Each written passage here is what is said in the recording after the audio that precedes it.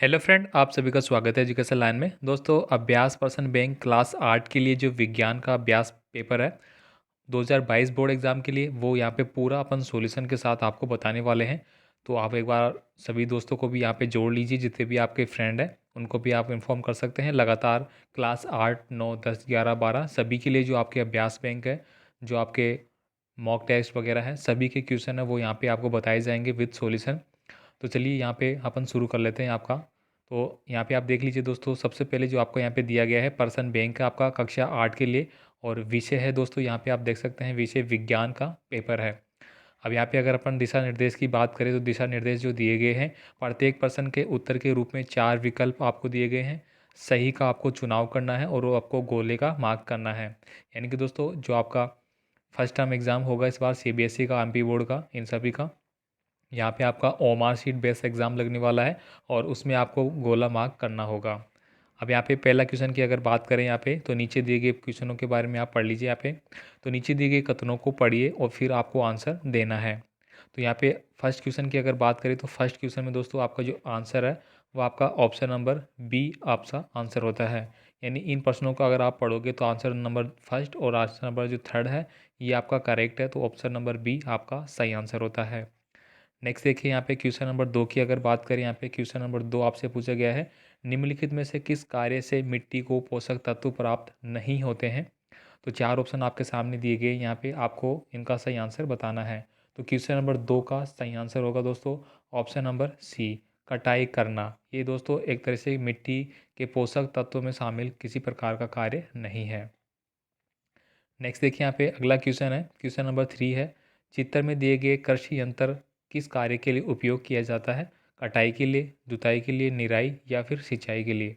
तो question number 3 है साथियों, इसका सही आंसर होता है ऑप्शन नंबर बी, जो खेत में जुताई का कार्य करते हैं उसके लिए इस तरह का जो सामने आपको दिखाई दे रहा है चित्र, ये प्रयोग में लिया जाता है। साथियों, आप सभी से रिक्वेस्ट होगी, आप चैनल पे नए हैं तो चैनल को सब्सक्राइब जरूर रख ले, ताकि आने वाले जो वीडियो है आपके इंपॉर्टेंट क्वेश्चन पेपर, आपके मॉक टेस्ट वगैरह सभी आपको प्रोवाइड हो जाएंगे और उसका नोटिफिकेशन लगातार आपको मिलता रहेगा। क्वेश्चन नंबर यहाँ पे अगला है दोस्तों, क्वेश्चन नंबर 4 की बात करेंगे यहाँ पे।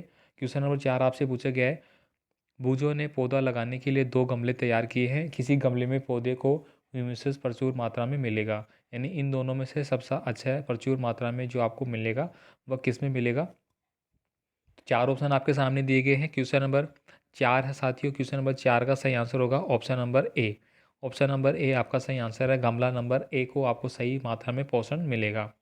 नेक्स्ट देखिए यहाँ पे क्वेश्चन नंबर 5 है, इसी के बेस पे आपसे क्वेश्चन पूछा गया है। यहाँ पे भी जो क्वेश्चन है उसमें गमला ए और गमला ब दो आपको दिए गए हैं और आपको यहाँ पे कुछ क्वेश्चन इनपुट किए गए, इनमें से आपको आंसर देना है। तो क्वेश्चन नंबर 5 से साथियों इसका आंसर होगा ऑप्शन नंबर ए। ऑप्शन नंबर ए, गमला एक की सामग्री का अपघटन हो गया, इस क्वेश्चन के हिसाब से ये आपका आंसर होता है।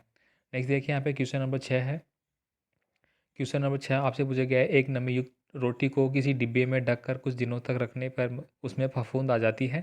फफूंद की वृद्धि के लिए कौन सी परिस्थिति उत्तरदायी है। यानी कि रोटियों में जो फफूंद लग जाती है वह किस कारण से होता है।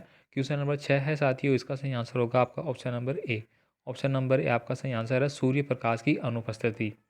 नेक्स्ट देखिए यहाँ पे क्वेश्चन नंबर आपका 7 है, नीचे दिए गए पौधों के चित्र आपको देखने हैं और बताना है कि पौधों की जड़ नाइट्रोजन स्थिरीकरण का कार्य करेगी, ये बताना है आपको।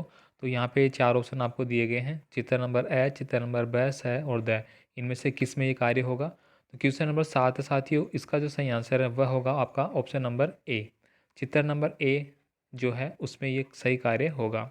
नेक्स्ट देखिए यहाँ पे क्वेश्चन नंबर 8 है साथियों, क्वेश्चन नंबर 8 आपसे जो पूछा गया है, यहाँ पे देखिए बूजो ने अपने घर जाना चाहता है, उसके सामने 4 रास्ते हैं।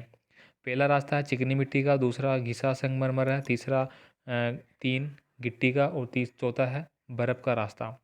तो यहाँ पे ये आपका ऑप्शन हो गया। अब यहाँ पे नीचे दोस्तों आपसे क्वेश्चन पूछा गया है, यहाँ पे देख लीजिए, रास्ते यहाँ पे दिखाए गए हैं, अब कौन सा रास्ता है वो संभावना सबसे कम फिसलने की होगी, ये पूछा गया है। तो क्वेश्चन नंबर दोस्तों आपका जो नेक्स्ट क्वेश्चन था क्वेश्चन नंबर 8, क्वेश्चन नंबर 8 का सही आंसर है option number C. Option number C आपका करेक्ट आंसर है। नेक्स्ट देखिए यहाँ पे क्वेश्चन नंबर 9 है, कॉलम ए के अंतर्गत दिए गए वैज्ञानिकों के नामों को कॉलम बी के नामों से आपको मिलान करना है। तो मिलान करने पे जो सही है वो आपको बताना है। तो क्वेश्चन नंबर 9 है, इसका आंसर होगा option number C. Option number C जो है दोस्तों वो आपका करेक्ट आंसर होता है इसमें। नेक्स्ट देखिए यहाँ पे क्वेश्चन नंबर 10 है, ब्रेल पद्धति चाक्षु पविकृत युक्त व्यक्तियों के लिए सर्वाधिक लोकप्रिय साधन है। इस पद्धति के आविष्कारक कौन है? तो क्वेश्चन नंबर 10 है साथियों, इसका सही आंसर होगा option number D, Louis Braille. इन्होंने इस पद्धति का आविष्कार किया था। नीचे देखिए चित्र के हिसाब से आपको दो लूप बताए गए हैं, पहले में पानी, दूसरे में खाली लेकर मोमबत्ती ज्वाला पर रखे जाते हैं। अब यहाँ पे ये स्टेटमेंट आपको पढ़ना है और इस स्टेटमेंट के आधार पे आपको प्रश्न पूछा गया है। तो क्वेश्चन नंबर 11 का जो आंसर होगा वो अपन यहाँ पे देख लेते हैं, आप इसको पढ़ लेना। क्वेश्चन नंबर 11 है, इसका आंसर ऑप्शन नंबर सी। यहाँ पे ऑप्शन नंबर सी आपका सही आंसर होता है। नेक्स्ट देखिए यहाँ पे क्वेश्चन नंबर 12 है, मैं एक वाद्य यंत्र हूँ, मुझे ध्वनि कंपित तनित झिल्ली द्वारा उत्पन्न होती है, बताओ मैं कौन हूँ? तो क्वेश्चन नंबर 12 है, इसका सही आंसर होता है option number D, tabla. Option number आपका डी सही आंसर होगा। ठीक है साथियों। नेक्स्ट देखिए यहाँ पे क्वेश्चन नंबर 13 है, पहली बेंच पर बैठा हुआ बालक बोर्ड पर जो लिखा हुआ है उसे पढ़ना मुश्किल लगता है, जब वह अंतिम बेंच पर बैठता है तब बोर्ड पर लिखा हुआ स्पष्ट पढ़ता है, वह किस रोग से पीड़ित है? यानी कि उसको देखने में प्रॉब्लम हो रही है, तो किस तरह की दृष्टि दोष से वह ग्रसित है? तो क्वेश्चन नंबर 13 देखिए यहाँ पे, उसका सही आंसर होता है ऑप्शन नंबर बी आपका सही आंसर होता है दूरदृष्टि। यानी कि साथियों अगर आपको पास की चीज़ें दिखाई नहीं देती है तो उसको अपन दूरदृष्टि दोष बोलेंगे, और दूर की वस्तु अगर आपको स्पष्ट दिखाई नहीं दे रही है तो उसको निकट दृष्टि दोष बोला जाता है। इस बात का आप अच्छे से ध्यान रखिए। क्वेश्चन नंबर 14 देखिए यहाँ पे, अगला क्वेश्चन है क्वेश्चन नंबर 14, निम्नलिखित में से कौन सा रेशा त्वचा के लिए सर्वाधिक उपयुक्त है? तो क्वेश्चन नंबर 14 है, इसका आंसर देख लेते हैं। इसका आंसर होगा ऑप्शन नंबर डी, कपास। अगला क्वेश्चन देखिए क्वेश्चन नंबर 15 है, निम्न में से कौन सा परिवर्तन उल्टा किया जा सकता है? बर्फ का पिघलना, भोजन का पाचन, लकड़ी का जलना, जंग का लगना। तो क्वेश्चन नंबर 15 में सही आंसर होगा ऑप्शन नंबर ए, बर्फ का पिघलना। यानी कि बर्फ पिघल के पानी में परिवर्तित हो जाती है और उसको वापस अपन जमा लेंगे तो वापस बर्फ बर्फ बन जाएगी, तो वो प्रक्रिया वापस से दोहराई गई है, उसका उल्टा हो गया है। लेकिन भोजन का पाचन, एक बार भोजन का पाचन हो गया तो वह नष्ट हो जाएगा, दोबारा से अपन उसको वापस भोजन में कन्वर्ट नहीं कर सकते। लकड़ी एक बार जल गई तो वह राख बन जाएगी, वापस से उसको लकड़ी नहीं बना सकते। इसी तरह जंग एक बार लग गई तो वो लोहा खराब हो जाएगा, उसको वापस सही नहीं किया जा सकता। नेक्स्ट देखिए यहाँ पे अगला क्वेश्चन है, दिए गए चित्र को आपको पढ़ना है। बुझो एक जलती हुई मोमबत्ती को दो भिन्न भिन्न नलिकाओं चित्र ए और बी में देखता है, किस स्थिति में आग से मोमबत्ती स्पष्ट रूप से दिखाई देगी? यानी कि दो स्थिति आपके सामने दिखाई दे रही होगी आपको, एक स्थिति ये वाली हो गई और एक स्थिति ये वाली हो गई। अब इन दोनों में स्पष्ट रूप से किस में उसको दिखाई देगा ये आपको बताना है। क्वेश्चन नंबर 16 दिया गया है, 16 का सही आंसर होगा दोस्तों ऑप्शन नंबर ए। ऑप्शन नंबर ए आपका आंसर होगा, केवल चित्र ए है उसमें आपको स्पष्ट रूप से दिखाई देगा। नेक्स्ट देखिए क्वेश्चन नंबर 17 है, एक बस 3 घंटे में 90 किलोमीटर की दूरी तय करती है, बस की चाल क्या होगी? तो दोस्तों इस तरह के जो आपके क्वेश्चन है समय दूरी के, उनका फॉर्मूला आपको याद कर लेना है। जैसे कि अगर मैं बात करूँ, स्पीड हो गई, आपकी चाल हो गई, तो चाल का समय हो गया, फॉर्मूला हो गया दोस्तों समय गुणा, चाल का फॉर्मूला क्या हो गया, समय गुणा दूरी। और एक दूरी, कितनी दूरी कितने समय में चली गई है, चाल हो गई। यानी कि अपन दूरी का फॉर्मूला निकालते हैं तो क्या होता है, चाल बटा समय। ये आपको याद है तो अपन इसको चाल को निकालेंगे, इसके मल्टीप्लाई कर लेंगे, अगर यहाँ पे समय निकालेंगे तो यहाँ पे दूरी आ जाएगा। इस तरह से अपन इसको निकाल सकते हैं। तो क्वेश्चन नंबर 17 है, इसका सही आंसर होगा option number C. Option number C आपका करेक्ट आंसर है। नेक्स्ट देखिए, बूजो ने यहाँ पे एक प्रणाली में पानी की समान मात्रा को गर्म करता है, वह अपनी प्रणालियों को ज्वाला के विभिन्न क्षेत्रों में रखता है। यहाँ पे आपको दिखाई दे रहा होगा एक चित्र स्पष्ट रूप से, मैं इसको एक बार छोटा कर देता हूँ इधर। तो ये चित्र आपको दिखाई दे रहा होगा इधर वाला, तो ये आपको देख लेना है और इसके हिसाब से आपको आंसर देना है। यहाँ पे एक 18 नंबर का जो क्वेश्चन है, इसका सही आंसर होगा ऑप्शन नंबर ए, प्रणाली ए इसका सही आंसर है। नेक्स्ट देखिए यहाँ पे क्वेश्चन नंबर 19 है, हथेली पर पहेली का हाथ जलती हुई मोमबत्ती पर दुर्घटनावश रखा गया और उसने तुरंत वापस खींच लिया, उसे उसमें महसूस हुई, यह संवेदन किसके द्वारा लिया गया है? यानी कि अगर कोई भी अपने को आग का अनुभूति होती है या फिर किसी सुई का चुभने का एहसास होता है, कांटे का चुभने का एहसास होता है, तो ये जो संवेदना होती है वो किसके माध्यम से होती है? तो 19 नंबर का जो क्वेश्चन है साथियों, इसका आंसर होगा ऑप्शन नंबर बी, तंत्रिका कोशिकाओं के द्वारा ये हमें माइंड में संकेत जाता है और इसके पश्चात अपन जो भी अपनी एक्टिविटी है वो करते हैं यहाँ पे। तो ऑप्शन नंबर बी आपका सही आंसर है। क्वेश्चन नंबर 20 देखिए यहाँ पे, निम्नलिखित में से विद्युत धारा के तापीय प्रभाव का उपयोग है। तो यहाँ पे भी आपको 4 ऑप्शन दिए गए हैं। तो 20 नंबर का जो क्वेश्चन है उसमें आपका हो जाएगा ऑप्शन नंबर ए सही आंसर। ऑप्शन नंबर ए आपका सही आंसर है, विद्युत इस्त्री। ये दोस्तों विद्युत धारा के तापीय प्रभाव का एक उपयोग है।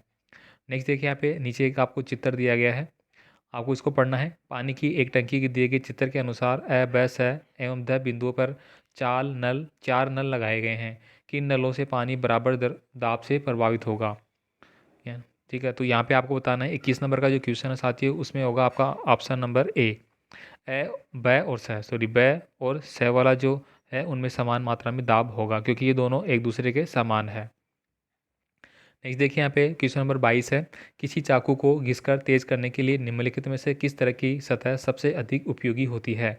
पत्थर की। अपन किसी चाकू को अगर धार लगाते हैं, घिसते हैं, तो किस पे वो सबसे ज़्यादा धार उसमें आएगी? पत्थर पे घिसने पे, प्लास्टिक के टुकड़ों पे, लकड़ी पे या कांच के टुकड़ों पे? तो क्वेश्चन नंबर 22 है साथियों, इसका आंसर की बात करें यहाँ पे तो ऑप्शन नंबर ए आपका सही आंसर होगा, पत्थर पे। अगर अपन चाकू को पत्थर पे घिसते हैं तो उसकी धार है वो सबसे तेज होगी। नेक्स्ट देखिए यहाँ पे क्वेश्चन नंबर 23 है, बाहरी वाहन ट्रक के टायर बड़े और चौड़े क्यों होते हैं? जो भारी वाहन होते हैं उनके टायर बड़े और चौड़े क्यों रखे जाते हैं? 4 ऑप्शन आपके सामने दिए गए हैं, आपको इसका सही आंसर बताना है। क्वेश्चन नंबर 23 है साथियों, इसका सही आंसर होगा ऑप्शन नंबर ए, दाब कम करने के लिए। यानी कि दोस्तों किसी भी चीज़ का अगर अपन फैलाव ज़्यादा रखेंगे तो उसका जो पृष्ठ तनाव का क्षेत्रफल है वो वहाँ पे दाब सबसे कम होगा। तो ये करने के लिए अपन क्या करेंगे, उसका चौड़ा बनाते हैं। आपने पढ़ रखा होगा दलदल पे एक सीधा खड़ा व्यक्ति जल्दी धंस जाता है, जबकि उस पर अगर आड़ा लेट जाए व्यक्ति तो उसको वह उसमें डूबेगा, यानी दलदल में फंसने के चांस थोड़े कम हो जाएंगे, क्योंकि आपका दबाव है वो कम हो जाएगा। नेक्स्ट देखिए यहाँ पे क्वेश्चन नंबर 24 है, बाल्टी में भरा रंग और सोनू खाली पिचकारी का सीरा बाल्टी में डुबाकर पिचकारी को खींचकर छोड़ देता है, तो देखता है कि रंग पिचकारी में भर गया है, ऐसा क्यों हुआ है? यानी कि कई बार अपन पिचकारी का मुंह खींच के फिर बाल्टी में छोड़ देते हैं तो वो ऑटोमेटिक धीरे धीरे पानी चढ़ने लगता है उसमें, ये क्यों होता है? तो क्वेश्चन नंबर 24 है, इसका सही आंसर की बात करें तो इसका सही आंसर होगा ऑप्शन नंबर सी, वायुमंडलीय दाब के कारण। वायुमंडलीय दाब उसमें लगता है, इसके कारण वो उसको खींच लेता है। नेक्स्ट देखिए क्वेश्चन नंबर 25 है, इसमें दोस्तों आपको कुछ यहाँ पे दिखाए गए हैं बीकर। नीचे दिए गए चित्रों में 4 बर्तनों को ध्यान से देखिए और बर्तनों के नीचे दी गई माप को आपको याद करना है, उसके हिसाब से आंसर देना है। बर्फ के सतह पर लगने वाले दाब का घटता क्रम क्या होगा?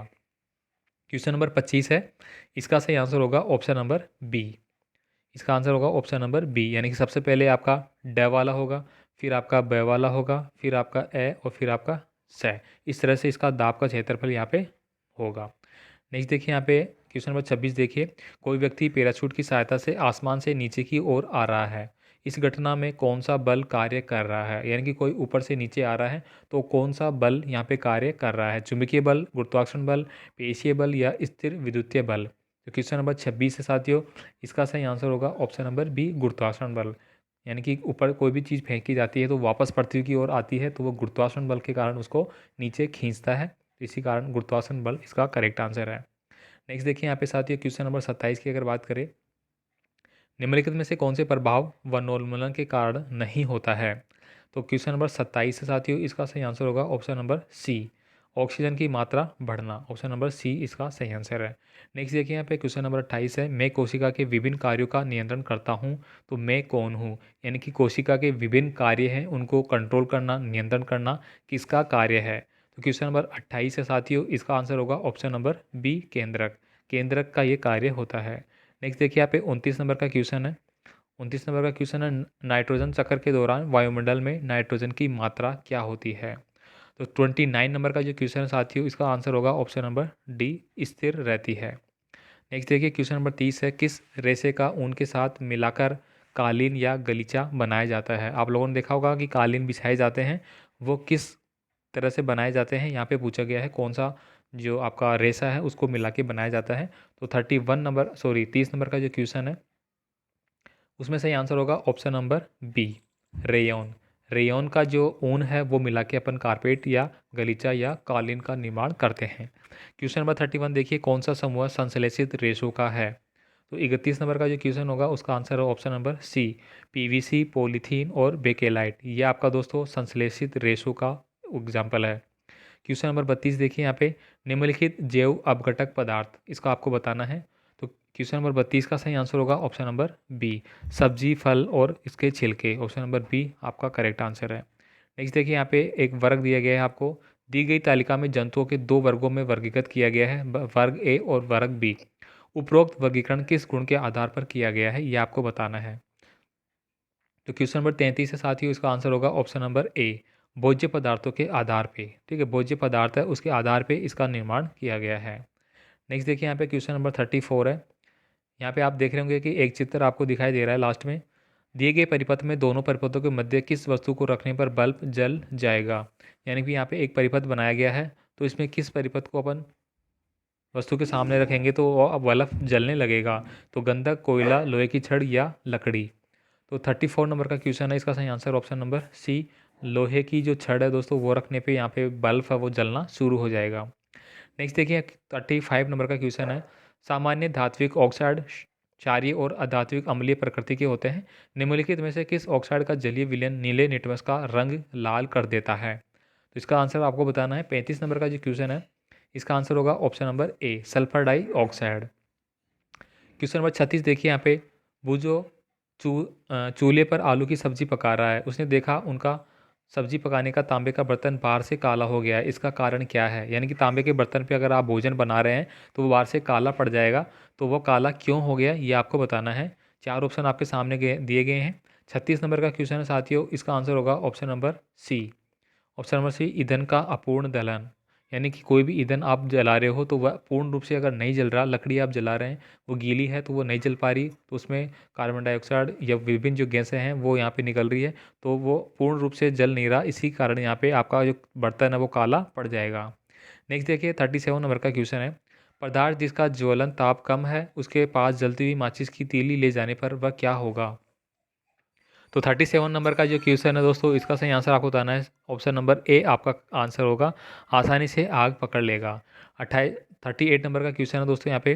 विटामिन ए, विटामिन बी, सी और डी, यहाँ पे आपको बताना है कि कौन सा किससे रोग होता है। विटामिन ए की कमी से दोस्तों रतौंधी रोग होता है, तो ऑप्शन नंबर सी में सबसे पहले आ रहा है। तो 38 का सही आंसर भी यही हो जाता है। ठीक है, इस तरह से विटामिन सी की कमी से दोस्तों रिकेट्स रोग हो गया। Vitamin B beriberi, vitamin C scurvy रोग। नेक्स्ट देखिए यहाँ पे 39 नंबर का क्वेश्चन है। अधातुओं के दैनिक जीवन में उपयोग एवं उनके नाम का सही मिलान आपको करना है। तो 39 नंबर का जो क्वेश्चन है इसका आंसर होगा ऑप्शन नंबर बी। इसका आंसर ऑप्शन नंबर बी आपका सही होगा। 40 नंबर का क्वेश्चन देखिए। 40 नंबर का क्वेश्चन है, ध्वनि की चाल से संबंधित निम्नलिखित में से सत्य कथन है। ध्वनि की चाल के बारे में आपको बताना है। तो 40 नंबर का जो क्वेश्चन है इसका आंसर होगा ऑप्शन नंबर बी, वायु की अपेक्षा दरों में अधिक होती है। ध्वनि की जो चाल है दोस्तों वायु की अपेक्षा जो दर होते हैं उनमें सबसे ज़्यादा होती है, तो ये इसका आंसर होता है। तो इसके बाद बात करेंगे 41 नंबर का जो क्वेश्चन है। दिए गए ग्राफ में कार ए और कार ब गतिमान है, उपरोक्त ग्राफ के आधार पर आपको सही कथन का चुनाव करना है। तो आपका यहाँ पे 41 नंबर का जो क्वेश्चन होगा सातों 41 नंबर का, इसके अगर सही आंसर की बात करें तो इसका सही आंसर होगा ऑप्शन नंबर ए, कार ए की चाल कार ब से अधिक है। नेक्स्ट देखिए यहाँ पे एक कैलेंडर का यहाँ पे एक मैट्रिक्स दिखाया गया है, आपको ग्राफ दिखाया गया है। मार्च माह में अधिकतम तापमान के परिवर्तन को ग्राफ द्वारा दर्शाया गया है। एक्स अक्ष पर दिनांक और वाई अक्ष पर तापमान सी को प्रदर्शित करता है। इसको पढ़ लिया होगा आपने, इसके हिसाब से आपको आंसर देना है। दिनांक एवं अधिकतम तापमान की सही युग्म है। तो क्वेश्चन नंबर 42 से साथियों इसका आंसर की अगर बात करें यहाँ पे तो इसका आंसर होगा ऑप्शन नंबर बी, 3 मार्च 26 डिग्री सेल्सियस होगा। क्वेश्चन नंबर 43 देखिए। पहली ने लड़की के कोयले का एक जलता हुआ टुकड़ा लिया, उसे उत्सर्जित होने वाली गैस को एक प्रणाली में एकत्रित किया। ये गैस चूने के पानी को दूधिया कर देती है। निम्न में से रासायनिक समीकरण द्वारा प्रदर्शित किया गया है।